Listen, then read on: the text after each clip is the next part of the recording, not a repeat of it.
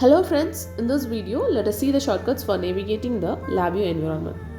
So you can refer to the shortcuts given here and we can see how can we use these shortcuts in detail. So first I am opening a LabVIEW project. We can use the shortcut Ctrl F to find the object or text in our project and VI. So now if I press Ctrl F on the keyboard, find project item dialog box will open. In this type in text to search for column, we can type the name of the object or text to be searched.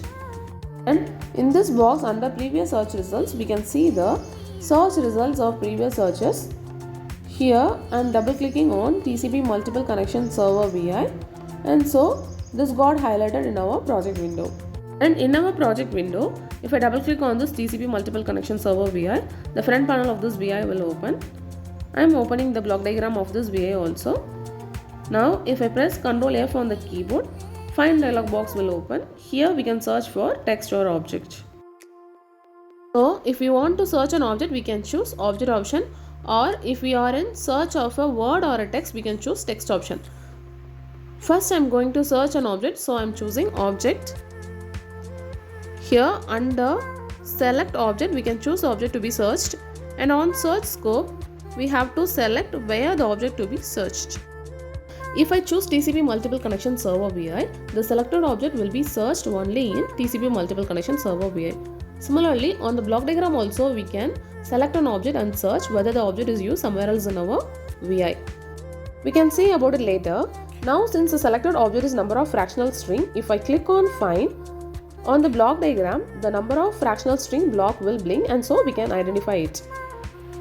Then to find the object in the block diagram, whether it is used somewhere else in the block diagram, on the block diagram I am selecting the object and pressing Ctrl F. So the same find dialog box will open with the object which we have selected on the block diagram. You can see that the selected object is TCP read, and on search scope I am selecting all VIs in application instance, so that the selected object will get searched in all the VIs in this project. Since the selected object is TCP read, the TCP read block used in our block diagram will blink if we click on the find option. And similarly I am choosing another block. I have chosen TCP write block and I am pressing Ctrl F on the keyboard, so the same find dialog box will open with TCP write block in select object column. And now if I click on find option, the TCP write block used in our VIs will blink, and so we can identify it. Then I am choosing another block. I am choosing front panel terminal block and pressing Ctrl F on the keyboard. So again the same find dialog box will open with this front panel terminal selected under select object column. And if I click on find now, since the object is found more than once in the VIs, the number of times the object detected will be listed in the search result dialog box. And if we click on one of the object in the list, that particular object will blink, and so we can notify it. Then to search for text, I am again opening the find dialog box by pressing Ctrl F on the keyboard and choosing text option. And then on the type in the word to search for column, I am giving TCP and clicking on find. So now we can see the search result box which got opened with the list of 16 items found. And if I double click on any of the items in the list, we will go to the place of that item on the front panel.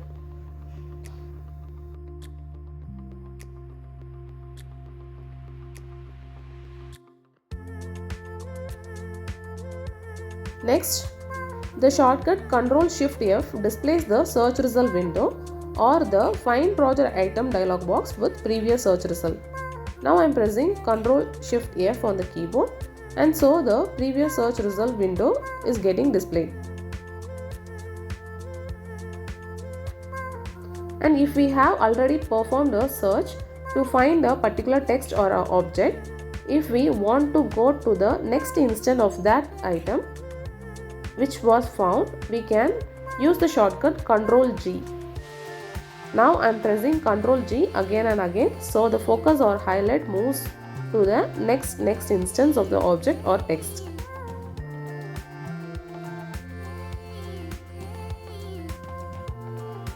And if we press Ctrl Shift G, we will go one step backward or to the previous instance of object or text in the VI. So now I am pressing Ctrl Shift G on the keyboard again and again. So we move in the reverse order to the instance of VI's TCP stream. So now I am pressing Ctrl Shift G on the keyboard again and again. So we move in the reverse order to the instance of VI's TCP stream.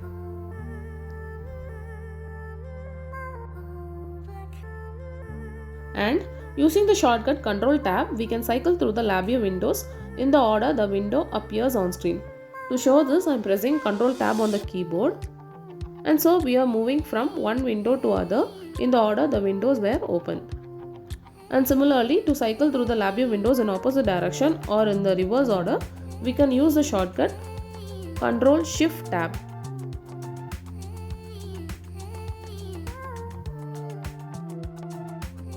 Now I am pressing Ctrl Shift Tab on the keyboard, and so we are moving from one LabVIEW window to other in reverse order. Then to view the error list of our VI, we use the keyboard shortcut Ctrl L. So if we press Ctrl L on the keyboard, the error list window with error that are detected in our VI will appear. Now I am closing this error list window. Next, if a VI is open from a project window which contains more than one VI, and if we want to know where this window is located in the project, we can use the keyboard shortcut Ctrl Shift E. So now I am pressing Ctrl Shift E on the keyboard. So the project window appears with currently open VI highlighted. And the shortcut Ctrl Shift W displays the all window dialog box. In this box, we can view all the windows that are open, and if we want to close any of these windows, we can select that particular window and close it by clicking Close Window option on the right side. And we can enter into any of these windows by double clicking on it.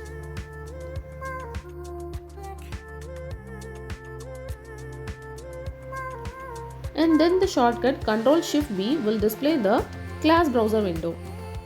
So on the keyboard, I am pressing Ctrl Shift B, so the class browser window appears.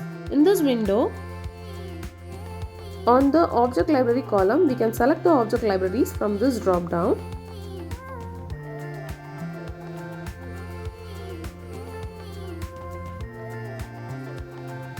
We can just select the library by clicking on it. And under class column, we can select the class from the list suitable to the object library which we have selected. So I am choosing VI server on the object library column, and under class I am selecting stream. And from the properties and methods list associated with the selected class, we can select the properties or methods and use them. The selected method or property appears in the column given below.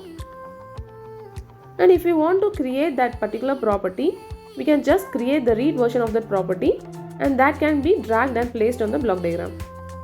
And if we want to create the write version of that property, we can click Create Write and drag and place it on the block diagram. And if I click on Help option, LabVIEW Help for class browser window will open.